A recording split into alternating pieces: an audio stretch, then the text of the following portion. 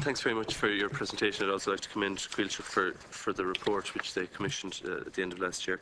At the end of your presentation, you said that it was an opportunity for parliamentarians to state that our forests should not be sold but should be developed and enhanced.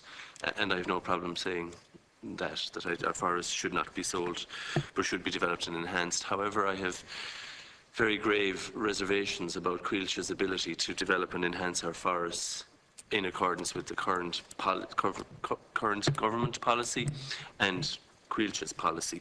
Now, in the past, past two meetings of this committee, I've been quite critical of Coilte. Just for the record, I wish to say that I'm not in any way criticising individual foresters. I appreciate that they're doing the very best job they can.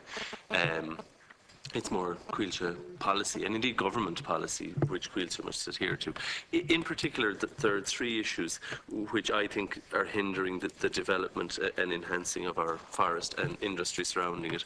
One is supply contracts, particularly for thinnings and pulp. I mean, we have very few CHP, we have huge plantations, forest plantations, which are a lot of, certainly in East Clare, South Galway, there was a lot of planting in the late 70s, 80s and through to the early 90s, and a lot of that is coming on stream now and needs to be thinned. Yet Coilte don't engage in supply contracts with anybody, so there isn't a single sort of stakes. Admittedly, there's a relatively small industry with regard, or factory enterprise which makes stakes. There's also a growing enterprise which does wood chip, but you know, Coilte doesn't engage in supply contracts, and I think there would be scope to develop both CHP and also industries surrounding our forestry if that was happening. I'd just like to get your views on that. I do realise that there's a supply contracts for the two Medite and the other plant that Coilte own, and that there was a supply contract which predated that, but they don't enter into new ones. With regard to areas that are planted, a lot of areas were planted through the 60s and 70s, some of which are completely unsuited. They were planted in good faith, and you know, I mean, it was a time of, I suppose, people were testing what could be done and what couldn't be done. Some areas were planted which were unsuited and had to be the environmental impact was quite negative, and they were deforested.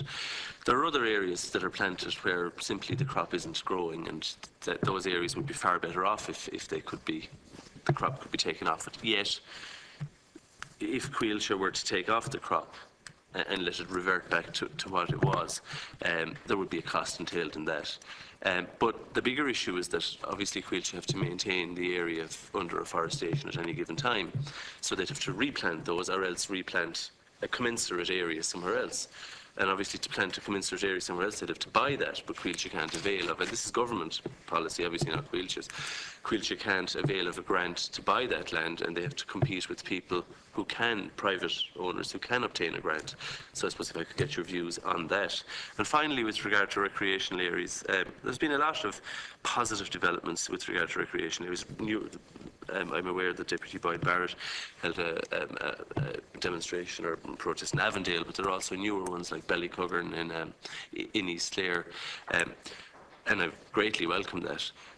But I would also think that there's scope for a lot more of that, and that could of course develop, that could lead to jobs around tourism, for example, mountain biking, hill walks, etc. I mean, while there have been developments, they haven't been enough. So if I could get your views on the three of those, I would appreciate it.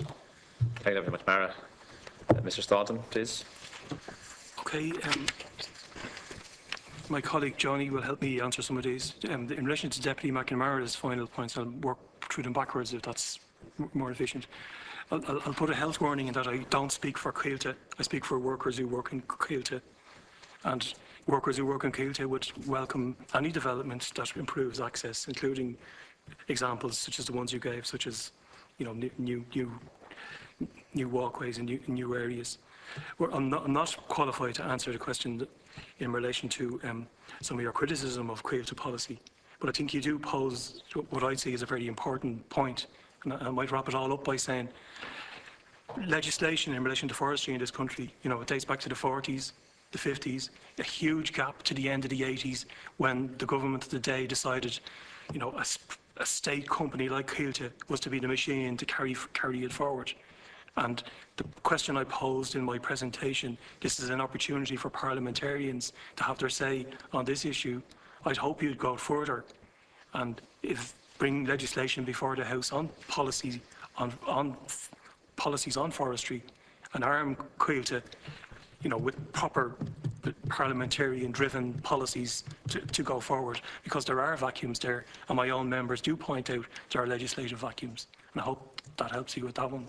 Could I very quickly just say to Deputy McNamara, in answer to his question, and again, like my colleague, I don't profess to speak for Coilte.